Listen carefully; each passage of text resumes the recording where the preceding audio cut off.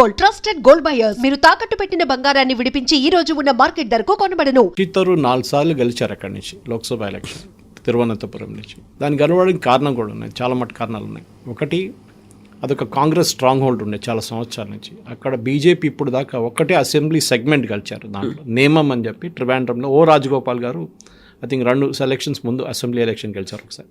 దాని తర్వాత బీజేపీ ఓడిపోయారు. ఎందుకంటే నేమంలో క్యాండిడేట్ బీజేపీ పెట్టంగానే CPM that is left front లేకుండా కాంగ్రెస్ విత్డ్రా చేసుకుంటారు వాళ్ళ క్యాండిడేట్స్. అప్పుడు ట్రైపార్టీ కాంటెస్ట్ కాకుండా డైరెక్ట్ కాంటెస్ట్ అయిపోతుంది. లేకుండా వీక్ క్యాండిడేట్ని పెడతారు వాళ్ళు కావాలని చెప్పి. అప్పుడు బీజేపీ ఓడిపోతారు. వాళ్ళు ఫస్ట్ ఎలక్షన్స్ నేర్చుకున్నారు. రాజగోపాల్ గారు గెలిచిన టైంలో 2 స్ట్రాంగ్ క్యాండిడేట్స్ ఉండే, సిపిఎంది కాంగ్రెస్ది. దానికోసం ఓడిపోయారు. అక్కడ రాజగోపాల్ గారు గెలిచారు. ఈసారి శశి థరూర్ గారు చెప్పిన స్టేట్మెంట్ చాలా మటుకు లోడెడ్ స్టేట్మెంట్. ఆయనకు తెలుసు ట్రివాండ్రం పాలిటిక్స్ ఏనో అని, తిరువనంతపురం పాలిటిక్స్. ఈ తిరువనంతపురం సిటీ ఒక Hindu stronghold, especially Nair Menon community which I come from also, Kshatriya community Nair Menon. Shashi Tharoor is also a Nair. కానీ ట్రివాండ్రం టౌన్ నుంచి మీరు బయటికి వెళ్ళంగానే towards Vizhinjam, towards the port area and all that, Vizhinjam area, అక్కడ వెళ్ళంగానే మీకు లాటిన్ క్యాథలిక్స్ కనిపిస్తారు. వాళ్ళ ఓట్లు బీజేపీకి పడదు. దానికో ఎప్పుడైనా మీరు లోక్సభ కౌంటింగ్ జరిగినప్పుడు చూడండి, ఈవెన్ రాజీవ్ చంద్రశేఖర్ లీడింగ్ ట్రివాండ్రం టౌన్లో ఉంటారు. లాస్ట్ 4-5 రౌండ్లు ఉన్నప్పుడు మళ్ళీ ఓడిపోతారు. ఎందుకంటే it goes to the Latin Catholic area. అది చాలా సంవత్సరాల నుంచి. ఎందుకంటే కాంగ్రెస్ హయాం నుంచే బీజేపీ వాళ్ళు క్రిస్టియన్స్ మీద అత్యాచారాలు చేస్తున్నారు. బీజేపీ అప్పుడు పాత ఒక బెంగాల్ కేసు ఉండే, చర్చలు తగలబెట్టారు, మణిపూర్లో చేస్తున్నారు, ఛత్తీస్గఢ్లో నన్స్ను కొడుతున్నారు అని చెప్పి కాన్స్టెంట్లో కేరళ మీడియాలో ఇదే నడుస్తుంది. మనం ఎక్కడ మీడియాలో కనిపించదు ఈ న్యూస్, కేరళలో కనిపిస్తుంది. చిన్న ఒక ఇన్సిడెంట్ జరిగితే చాలు నార్త్ ఇండియాలో ఎక్కడో ఒక క్రిస్టియన్ ఇన్స్టిట్యూషన్నో లేకుంటే ఒక కన్వర్షన్ దాన్ని ఆపినారంటే దాన్ని పెద్ద ఇష్యూ చేస్తారు. కేరళలో బీజేపీ వాళ్ళు చేపిస్తున్నారని చెప్పి కాంగ్రెస్ వాళ్ళు, అక్కడున్న Asianet news which ironically is owned by Rajeev Chandrasekhar, అక్కడున్న మనర్మ, మళ్ళీ ఏం చెప్తారు మీడియా వన్, జై హింద్ టీవీ కాంగ్రెస్ వాళ్ళ news channel, Kairali news channel owned by CPM, వీళ్ళందరూ except Janam TV which is a right wing, BJP right wing ఉన్న ఛానల్, మిగతా అందరూ ఈ కథ చెప్పుకుంటూ పోతారు. కేరళలో టోటల్ కేరళలో Hindu population as per the last census around 46% ఉండే. ఈ సెన్సస్లో అది తగ్గి 43కి వచ్చేస్తుంది, which will happen in under 2 years. దానికన్నా తక్కువ వెళ్తే కూడా నేను ఐ వోంట్ బీ సర్ప్రైజ్డ్. ఎందుకంటే ముస్లిం పాపులేషన్ చాలా పెరుగుతుంది కేరళలో, ఎస్పెషలీ మలబార్ ఏరియాలో. Kerala population is going in negative చాలా సంవత్సరాల నుంచి. అంటే రీప్లేస్మెంట్ లెవెల్ అంటాం మనం ఇప్పుడు. అంటే చనిపోయిన వాళ్ళకన్నా తక్కువ మంది పుడుతున్నారు. That is the fertility level replacement తగ్గిపోతుంది. So that Tamil Nadu is already achieved it same thing. కానీ కేరళలో ఒక్క డిస్ట్రిక్ట్లోనే population is +15%, which is Malappuram, which is completely Muslim dominated constituency. ఈ మలప్పురం అనే కాన్స్టిట్యున్సీ క్రియేట్ చేసింది ఈఎంఎస్ నంబూద్రిపాడ్, ఫస్ట్ కేరళలో first communist government in the world, వాళ్ళ చీఫ్ మినిస్టర్. అప్పుడు దాకా ఒక కాన్స్టిట్యున్సీ లేకుండా మలప్పురం. ముస్లిమ్స్ అప్పుడు ఏం డిమాండ్ చేశారంటే, అప్పుడున్న ఆల్ ఇండియా ముస్లింది, ఇప్పుడు కూడా ఉన్నారు వాళ్ళు ఐయుఎంఎల్, ముస్లిమ్స్కి సపరేట్ ఒక డిస్ట్రిక్ట్ కావాలని చెప్పి అడిగారు. ఆలోచించండి, రేపు హిందువులు వచ్చి అయోధ్య సపరేట్ మాకు డిస్ట్రిక్ట్ కావాలంటే ఏం జరుగుతుంది? అట్లనే అయోధ్య అని కాదు, ఎనీ ప్లేస్ అట్లా చెప్తే EMS agreed and made Malappuram district. వాళ్ళ కోసం చేశారు. అక్కడ ఒక టైంలో ఫ్రైడే హాలిడే ఉంటుండే, ఇప్పుడు కూడా ఉన్నాయి చాలా ప్లేసెస్లో. ఫ్రైడే 2 hours బ్రేక్ ఇస్తారు పిల్లలకి మస్జిద్కి వెళ్ళడానికి. ముందు హాలిడే ఇస్తుండే ఏరియాలో. ఈ రంజాన్ టైంలో, ఫాస్టింగ్ టైంలో హోటల్ తెరవరు, no hotel will be open. అదన్నీ నడుస్తుంది అక్కడ. ఎనీవే అది చాలా మటుకు మార్పులు వస్తున్నాయి అక్కడ కూడా. చూస్తున్నాం మనం మెయిన్గా అంటే ట్రివాండ్రంలో ఈసారి 50 సీట్లు గెలిచారు. 101 is the total number of seats. బీజేపీకి లాస్ట్ టైం 45 అంతా వచ్చింది, ఈసారి 50 వచ్చినాయి అన్నమాట. దే హ్యావ్ ఇంప్రూవ్డ్ డ్రాస్టిక్లీ వాళ్ళ పర్ఫార్మెన్స్. మోర్ ఇంపార్టెంట్లీ అది కాకుండా పాలక్కాడ్ మున్సిపల్ కార్పొరేషన్ కూడా వాళ్ళు రిటైన్ చేసుకున్నారు. 3rd time Palakkad which is bordering Tamil Nadu, Coimbatore వైపు నుంచి.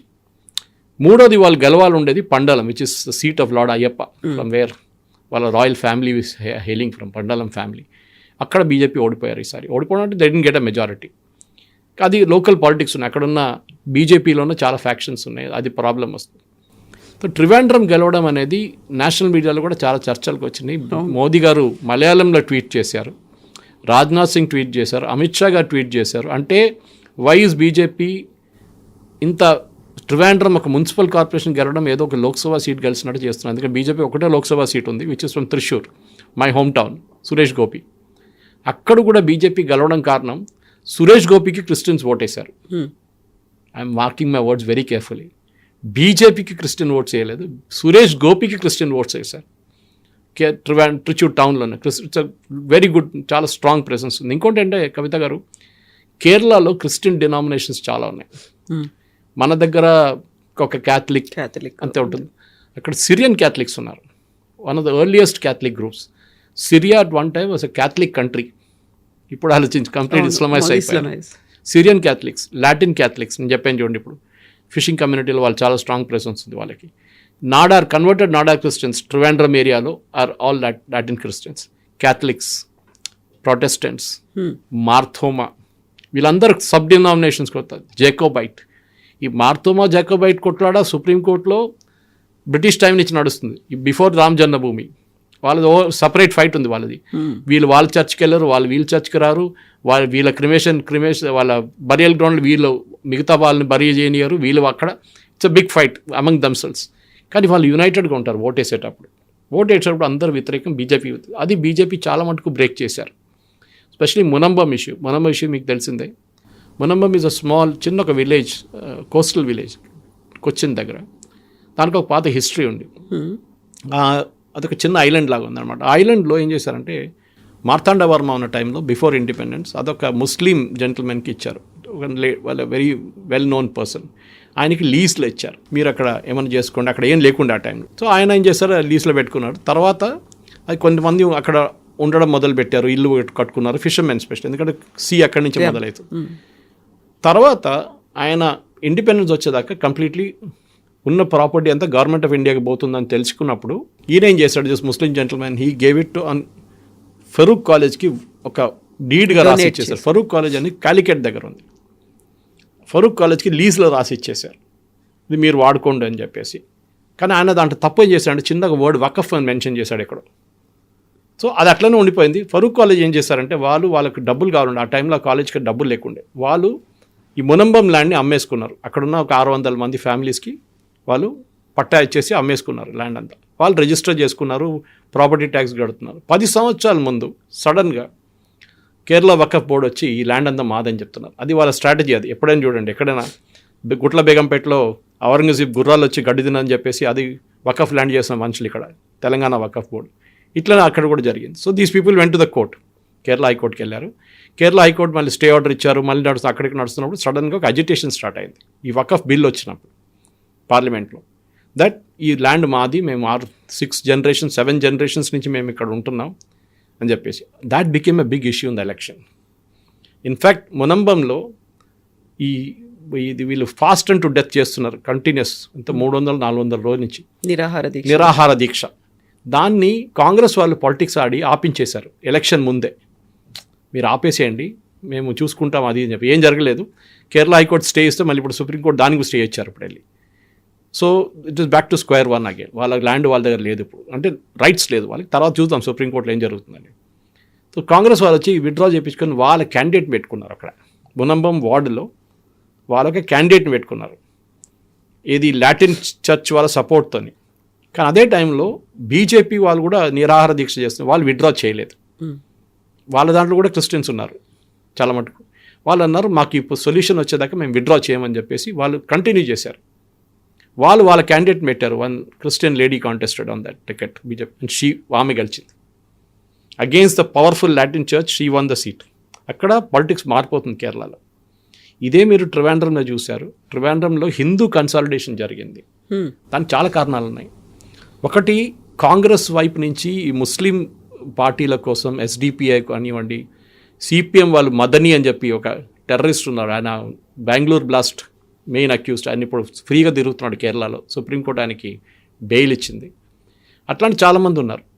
సో వీళ్ళేం చేస్తున్నారంటే కంప్లీట్ ముస్లిం ఓట్ బ్యాంక్కి ప్యాండర్ చేస్తున్నప్పుడు అక్కడ కేరళలో ఉన్న హిందువులు ఇప్పుడు దాకా స్ప్లిట్ అయి ఉన్నాయి. ఇక్కడ ఈ 43% మీరు డివైడ్ చేస్తే 16 వస్తుంది మ్యాక్సిమం.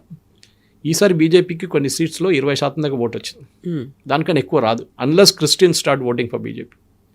క్రిస్టియన్స్ కూడా ఈ ప్రాబ్లం, ఈ లవ్ జిహాద్ ప్రాబ్లం వచ్చినప్పుడు వాళ్ళ అమ్మాయిలు చాలామంది కనిపించకుండా పోయారు.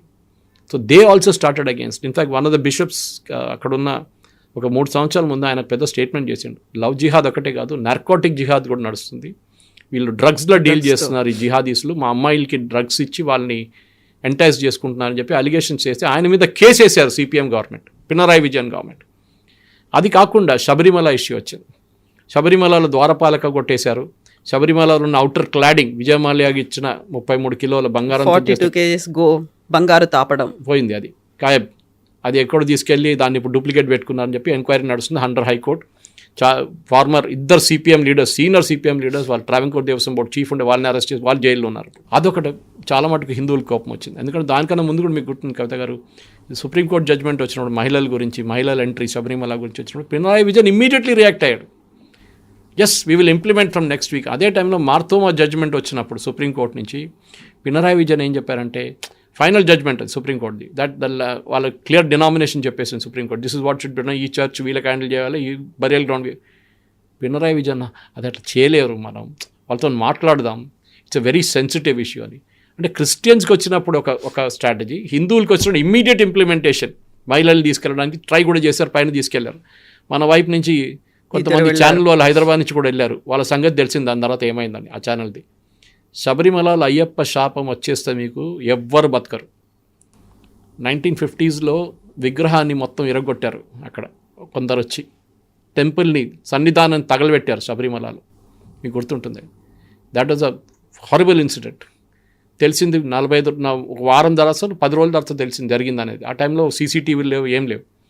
కానీ చేసిన వాళ్ళు ఎవరని తెలిసిపోయింది. అక్కడ టీ ఎస్టేట్, కాఫీ ఎస్టేట్ వాళ్ళు చేశారు పని. అది మీరు బిలీవ్ చేయరు, దాట్ 3 or 4 ఫ్యామిలీస్ చేసిన దానికి ఆ శాపం, వాళ్ళ ఫ్యామిలీ అందరూ కుక్క సాగు వచ్చారు. హారబుల్. ఈ హిందూ కన్సాలిడేషన్, హిందూ కోపం అనేది పినరాయి విజయన్ మీద మళ్ళీ వచ్చింది. That is why Palakkad very strong Hindu presence, Tamilian population mostly, Tamil Nadu నుంచి వాళ్ళందరూ చాలా సంవత్సరాల నుంచి, because it's the part of Tamil Nadu technically speaking. కానీ తర్వాత స్టేట్ రీఆర్గనైజేషన్లో అక్కడ కాసర్గోడ్ కానివ్వండి, ఇక్కడ కన్యాకుమారి తమిళనాడుకి ఇచ్చినప్పుడు Palakkad became a part of Kerala. ఈ ఎలక్షన్లో మేజర్గా ఏం జరిగిందంటే, ఒకటి హిందూ కన్సాలిడేషన్ ఇప్పుడు మాట్లాడింది, రెండవది క్రిస్టియన్ అవేకనింగ్. క్రిస్టియన్స్లో కూడా గ్రూప్స్ నేను చెప్పాను చూడండి, ఎక్స్ప్లెయిన్ చేశాను, వాళ్ళ నడిమిట్లో కూడా ఒక బ్రేకప్ వచ్చింది. మోదీ గారు రెగ్యులర్గా క్రిస్టియన్ లీడర్స్ని ఢిల్లీలో కలిసాం. మూడవది Rajeev Chandrasekhar's entry into Kerala BJP.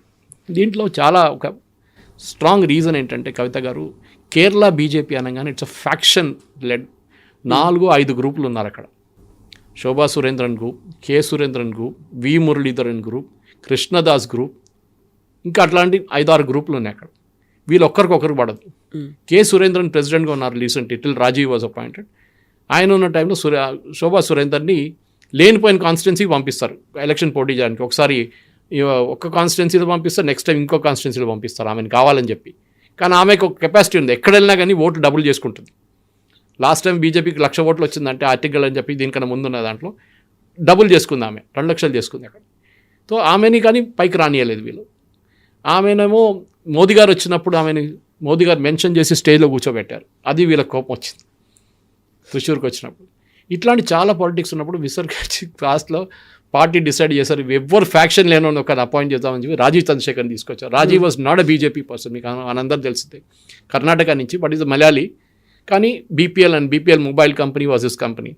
ఆయన ద కంపెనీ అమ్మేసిన తర్వాత డబ్బులు, దాన్ని became a investor in different things. రాజీవ్ని తీసుకొచ్చినప్పుడు కూడా వీళ్ళందరూ వ్యతిరేకించారు. అక్కడున్న ఆయనకి ఏం ఎక్స్పీరియన్స్ ఉంది పాలిటిక్స్లో, ఏం తెలుసు.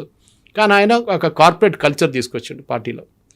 ఏంటంటే ప్రొఫెషనల్గా వర్క్ చేయడము, సోషల్ మీడియా డివిజన్, వాళ్ళ వైపు నుంచి టెలివిజన్ డిబేట్స్కి ఎవరిని పంపించాలి, మొత్తం ప్లాన్ అవుట్ చేశారు వాళ్ళు, చాలా బాగా చేశారు. దానికోసం మొన్న కూడా ఈ ఎలక్షన్ రిజల్ట్ వచ్చిన తర్వాత ఇమ్మీడియట్గా మోదీ గారు కూడా మలయాళంలో ట్వీట్ చేశారు, saying that BJP, congratulation BJP కార్యకర్తలు ట్రివాండ్రం కలిసిన దానికని చెప్పేసి. There is reawakening. కానీ బీజేపీ మళ్ళీ నెక్స్ట్ ఎలక్షన్లో గవర్నమెంట్ ఫామ్ చేస్తారంటే నో వే. గవర్నమెంట్ వై బీజేపీకి 3 సీట్లు కూడా 3-4 సీట్ల కన్నా ఎక్కువ రాదు. That is the best performance వస్తే కూడా. That is also impossible next assembly ఎలక్షన్లో. ఇప్పుడు స్టార్ట్ అవుతుంది January 2026, లేకుంటే ఫిబ్రవరిలో ఉంటుంది ఎలక్షన్స్. సో దాంట్లో నియమం అయితే గెలవచ్చు డెఫినెట్గా. మేబీ త్రిశూర్లో 1-2 కాన్స్టిట్యున్సీలు గెలవచ్చు. కానీ majority is not possible, because Congress మొత్తం వాళ్ళ వైపు నుంచి ఉన్న Kottayam, Pathanamthitta and Ernakulam very strong Catholic presence. Congress మొత్తం ఓట్లు తీసుకెళ్ళిపోయి ఈసారి కూడా లోకల్ బాడీ ఎలక్షన్స్ అదే జరిగింది. నార్దర్న్ కేరళలో Indian union Muslim league, which is వీళ్ళ alliance, Congress alliance. Malappuram, Wayanad Rahul Gandhi, Priyanka Vadra constituency, అక్కడ ఎవరు నిలబడినా గెలుస్తారు వాళ్ళ వైపు నుంచి. అది కాకుండా మనం ఈసారి చూసిన కన్నూర్ ఇస్ అ సిపిఎం కంచుకోట అని చెప్పొచ్చు మనం. అక్కడ ఎవరు నిలబడరు కూడా కాన్స్టిట్యున్సీలో, భయపడతారు ఆపోజిషన్. కాలు ఉండవు, చేతులు ఉండవు వాళ్ళది, రాత్రికి తల కూడా కోసేస్తారు ఒకసారి, అంత భయం ఉంటుంది అక్కడ. అక్కడ కూడా బీజేపీ బాగా పర్ఫామ్ చేశారు ఈసారి కన్నూరులో, of all the places. Candidate పెట్టడమే పెద్ద పని. సో కవిత గారు ద ఓవరాల్ పర్ఫార్మెన్స్ చాలా మటుకు ఇంప్రూవ్ చేశారు. త్రిశూర్లో 6 నుంచి 12 అట్లా చాలా మటుకు ఇంప్రూవ్ చేసుకుంటూ వెళ్ళారు, డబుల్ చేసేసారు almost every place. Local body ఎలక్షన్లో బీజేపీ ఎప్పుడు పర్ఫామ్ చేస్తుంది, ఎందుకంటే మీ పాపులేషన్ తక్కువ ఉంటుంది లోకల్ బాడీ ఎలక్షన్లో. లోక్సభ అనగానే 10 లక్షలు 12 లక్షలు అవుతారు, లోకల్ బాడీ అయినప్పుడు 50,000 ఒక 75,000లో ఆ వార్డులు అయిపోతుంది ఓట్లన్నీ. ఇట్లానే గ్రో అవుతారా బీజేపీ అంటే ఎస్ పాసిబుల్. రేపు నీలేశ్వరం గెలవచ్చు అక్కడ, కానీ ఒక పాపులేషన్ ప్రొఫైల్ మార్చారు. చాలామందిని మలబార్ నుంచి, దట్ ఈస్ మలపురం ఏరియా నుంచి తీసుకొచ్చి రీసెటిల్ చేశారు నీలేశ్వరంలో. అప్పుడు హిందూ పాపులేషన్ తగ్గిపోయింది, అక్కడ ముస్లిం పాపులేషన్ ఎక్కువైపోయింది అనమాట. అది మీరు కొడగులో కూడా చూస్తున్నారు, కర్ణాటక వైపు కూడా కొడగులో చాలా మటుకు పాపులేషన్ డెమోగ్రఫీ మారిపోతుంది. అక్కడున్న కొడుగు వాళ్ళ పాపులేషన్ తగ్గిపోతుంది, ఎందుకంటే ముస్లిం వచ్చి ఉండడం మొదలుపెట్టారు అక్కడ, కేరళ నుంచి వీళ్ళందరూ. Anyway that's a separate politics. కానీ నేను ఎందుకు ఎక్స్ప్లెయిన్ చేస్తున్నాను, మన ప్రేక్షకులు కూడా అర్థం చేసుకోవాలి. కేరళ పాలిటిక్స్ అనేది ఒక చేంజింగ్ మనలాగా కాదు. ఇక్కడ 1, 2, 3 పార్టీలు ఉంటాయి, అక్కడ అది చిన్న చిన్న పార్టీలు ఉంటాయి. ఫర్ ఎగ్జాంపుల్ కేరళ కాంగ్రెస్ మాణి, చాలామంది కన్ఫ్యూజ్ అవుతారు. కేరళ కాంగ్రెస్ అని కానీ ఇండియన్ నేషనల్ కాంగ్రెస్ అనుకుంటారు, కాదు. కేరళ కాంగ్రెస్ అనేది కేఎం మాణి అని చెప్పి ఒక సీనియర్ కాంగ్రెస్ లీడర్ ఉండే ఒక టైంలో ఆయన సెటప్ చేసిన party.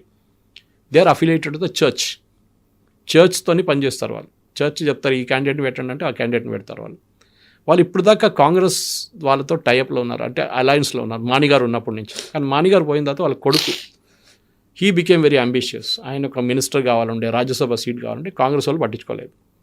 Jose K Mani is his name. So what he did, ఆయన సిపిఎం వైపు వెళ్ళిపోయాడు. కేరళలో 1/2 ఎమ్మెల్యే 1 ఎమ్మెల్యే పార్టీలు కూడా ఉన్నారు.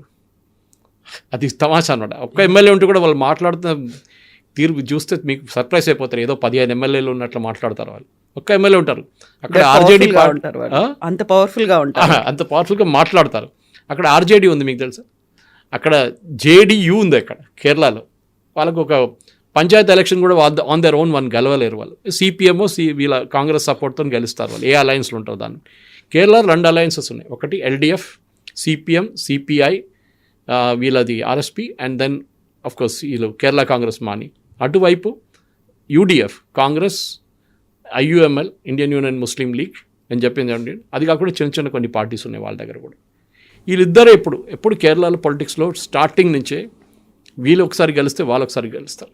అసలు ఫస్ట్ టైం లాస్ట్ అసెంబ్లీ ఎలక్షన్లో అది రిపీట్ కాలేదు, సిపిఎం గెలిచారు. మళ్ళీ ఈసారి కూడా వాళ్ళు గెలవడానికి రెడీగా ఉన్నప్పుడు ఇదంతా జరిగింది. ఇప్పుడు సిపిఎం భయం ఉంది. సిపిఎం ఒకటి పినరాయి విజయన్ వ్యతిరేకంగా ఉన్న అరెగెన్స్, రెండోది ఆయన మీద ఉన్న గోల్డ్ స్మగ్లింగ్ కేసు ఒకటి, ఆయన కూతురు లంచం తీసుకుందని చెప్పి ఆమె మీద ఒక ఆరోపణ కేసు నడుస్తుంది. అది కాకుండా వాళ్ళ క్యాబినెట్లో ఉన్న చాలామంది మినిస్టర్స్ మీద కూడా అలిగేషన్స్ ఉంది, కరప్షన్ అలిగేషన్స్. సో ఇది ఒక పెద్ద ప్రాబ్లం అయిపోయింది సిపిఎంకి. సిపిఐ ఏమో అసలు వాళ్ళకి ఆన్ దర్ ఓన్, వాళ్ళు కూడా చిన్న పార్టీ, వాళ్ళు ఎక్కువ గెలవలేదు. కానీ వాళ్ళు మాట్లాడుతూ తీరు చూస్తే అబ్బాబా ఏదో నేషనల్ లెవెల్ పార్టీ లాగా మాట్లాడతారు వాళ్ళేమో ఉన్న సీట్లు కూడా ఓడిపోతున్నారు సిపిఐ. సిపిఎం ఏమైనా ప్రోగ్రెసివ్గా చేద్దామంటే, for example new education policy adopt చేద్దామని డిసిషన్ తీసుకున్నారు కేరళ గవర్నమెంట్, దాన్ని వ్యతిరేకించారు. దాంతో ఏమైపోయింది, రావాల్సిన ఫండ్స్ అన్నీ పోయినాయి సెంట్రల్ గవర్నమెంట్ దగ్గర నుంచి.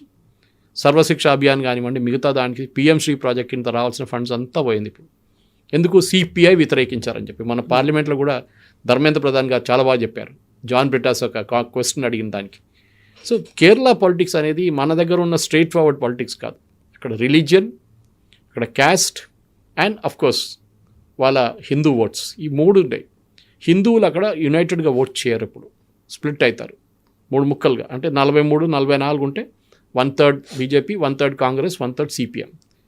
సిపిఎం ప్రాబ్లం ఏమవుతుందంటే కవిత గారు, ఇప్పుడు వాళ్ళ మన నెక్స్ట్ స్లైడ్కి వచ్చిన అదే ప్రాబ్లం. నెక్స్ట్ జనరేషన్ లీడర్స్ రావట్లేదు. వీళ్ళది లీడర్షిప్ స్కూల్ లెవెల్ నుంచి బిల్డ్ అవుతుంది. పినరాయి విజయన్, గోవిందన్ మాస్టర్, వీళ్ళందరూ కాలేజ్ లెవెల్ నుంచి, ఎస్ఎఫ్ఐ నుంచి వచ్చారు వీళ్ళందరూ. అట్లానే గ్రో అవుతారు పార్టీలో. సో కాడర్ బేస్ పార్టీ అంటాం చూడండి, ఇదే కాడర్ బేస్ పార్టీ. కానీ ప్రాబ్లం ఏంటంటే లాస్ట్ ఒక 10-15 సంవత్సరాల్లో కేరళలో ఉన్న అబ్బాయిలు అమ్మాయిలు కేరళ నుంచి బయటికి వెళ్ళిపోతున్నారు. మీరు చెప్పొచ్చు, మీరు కూడా నేను కూడా ఉన్నా అంటే, నేను ఎప్పుడో వచ్చాను హైదరాబాద్కి, 65లో వచ్చాను నేను. కానీ మా ఫాదర్ ఇక్కడ పోస్టింగ్ అయినప్పుడు రైల్వేలో. అది కాకుండా ఇక్కడున్న కేరళలో ఉన్న ఆపర్చునిటీస్ అస్సలు లేవు, జాబ్స్ లేవు, కంపెనీలు లేవు. West Bengal version 2 Kerala. ఉద్యోగాలు అస్సలు లేవు. ఏ కంపెనీ వచ్చినా కానీ వాని అక్కడి నుంచి ఎట్లా తరిగొట్టాలని చూస్తారు. ఫస్ట్ రోజే జెండా పెట్టేస్తారు కమ్యూనిస్ట్ వాళ్ళు వచ్చి, లేకుంటే కాంగ్రెస్ వాళ్ళు పెడతారు. వీళ్ళిద్దరు ఒకటే, మన కమ్యూనిస్ట్ వాళ్ళు ఒక్కడే తిట్టక్కర్లేదు, కాంగ్రెస్ వాళ్ళు కూడా అదే పని చేశారు. మీరు బిలీవ్ చేయరు, I don't know how many people here know something called chumattu thozhilali in Kerala. Head load workers అంటారు వాళ్ళు. ప్రతి విలేజ్లో ఒక హెడ్ లోడ్ వర్కర్స్ ఉంటారు, 10 మంది యూనియన్ వాళ్ళు. రెడ్ కలర్ టర్బన్ కట్టుకొని బ్లూ షర్ట్ వేసుకొని ఉంటారు అక్కడ. అది either AITUC or INTUC or CITU, వీళ్ళ అఫిలియేషన్లో ఉంటారు వాళ్ళు. మీరు మీ ఇంటికి ఫర్ ఎగ్జాంపుల్ ఒక సోఫా సెట్ కొనుక్కొచ్చారు, దాని విలువ ఒక 45,000 50,000 పెట్టుకుందాం. మీరు ఇంటికి తీసుకొచ్చిన తర్వాత మీరు దాన్ని అన్లోడ్ చేయాలంటే మీరే అన్లోడ్ చేయాలి. మీ డ్రైవర్ కూడా హెల్ప్ చేయకూడదు, మీ ఇంట్లో ఉన్న పని మనిషి కూడా హెల్ప్ చేయకూడదు. అప్పుడు యూనియన్ వాళ్ళకి తెలిసిపోతుంది, వాళ్ళు అదే రూట్లో కూర్చొని చూస్తారు, వాళ్ళకి ఇమీడియట్ ఫోన్ కాల్ వచ్చేస్తుంది, వాళ్ళు మీ ఇంటికి వస్తారు. 5 మంది వచ్చేస్తారు, లేకుంటే 10 మంది వస్తారు. అంత దింపడానికి 2 చాలు, కానీ 5 మంది వస్తారు. వచ్చి చూస్తారు, చూసి ఒక 10,000 కావాలంటారు. మీరు అంటారు 45,000కు కొనుక్కున్నాను, ఇక్కడి నుంచి తీసి అక్కడ పెట్టడానికి 10 ఫీట్ దూరం పెట్టడానికి రూమ్ లోపలికి 10,000 అంటే, లేకుంటే రిటర్న్ పంపించేసేయండి. చాలామంది ఫ్రస్ట్రేట్ అయిపోయి దానికోసం కేరళ నుంచి వెళ్ళిపోయారు. ఈ యాటిట్యూడ్ చెమట తోడాలి. దీని గురించి నిర్మలా సీతారామన్ గారు పార్లమెంట్లో మాట్లాడారు. నోక్కు కూలి అని ఇంకో కాన్సెప్ట్ ఉంది కేరళలో. ఈ ట్రాక్టర్లు అన్నీ వచ్చే ముందు వీళ్ళందరూ మాన్యువల్ లేబర్ చేస్తారు కదా ఫార్మింగ్.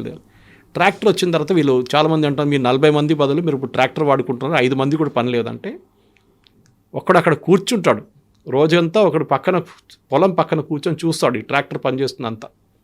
సాయంత్రం కాగానే అక్కడ ముందు పనిచేస్తున్న 35 మంది ఉన్నారు కదా, వాళ్ళ జీతం ఈయనకి ఇవ్వాలి. వాళ్ళు పని చేయలేదు, వాళ్ళు లేరు కూడా ఇప్పుడు, కానీ ట్రాక్టర్ యూజ్ చేశారు కదా మీరు. సో నోక్కు కూలి అంటే మీరు చూడడానికి ఒక ఛార్జ్ వీడు తీసుకుంటాడు.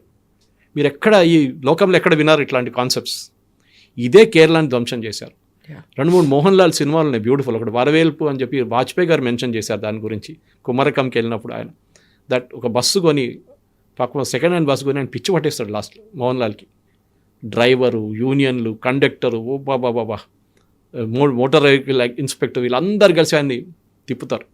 అట్లనే మిథునం అని చెప్పి ఇంకోటి బిస్కెట్ ఫ్యాక్టరీ పెట్టుకొని మోహన్లాల్ ట్రై చేస్తే అక్కడ కూడా అదే జరుగుతుంది. బిస్కెట్ ఫ్యాక్టరీ పోయి ఆయన ఫౌండేషన్ కూడా వేయనివాడు, అని కేబుల్ పెట్టనియాడు అక్కడ. అట్లా ఎలక్ట్రికల్ కేబుల్ కూడా. కేరళలో చాలా జరిగినాయి అట్లా సూసైడ్స్. ఒక ఆయన పాపం కన్వెన్షన్ సెంటర్ పెట్టుకున్నాడు కన్నూరు వైపు నార్త్ కేరళలో.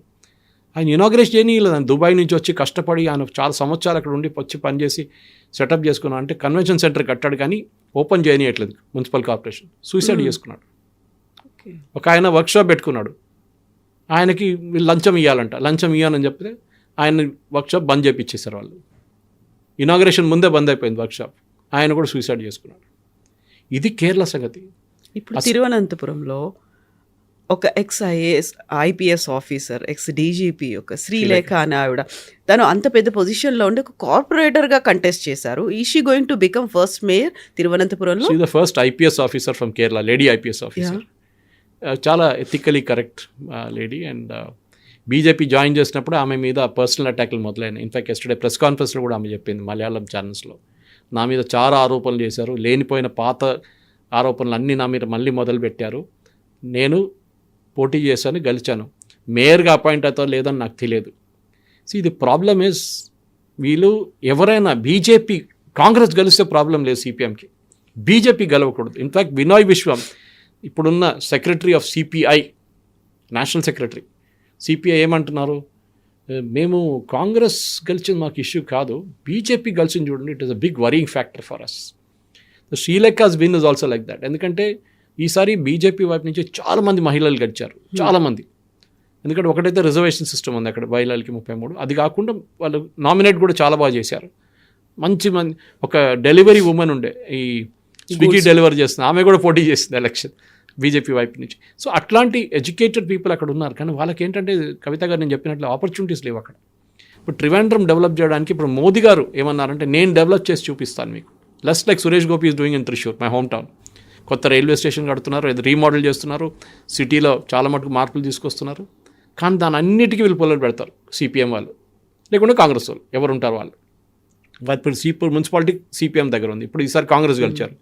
They will do something, they will definitely make Modi's life miserable. కానీ మోదీ గారు చెప్పారు, మేము డెవలప్మెంట్ చేసి చూపిస్తాం మీకు, ఒక ట్రివాండ్రం మున్సిపల్ కార్పొరేషన్ మా దగ్గర ఉంది కదా, వీ విల్ డూ.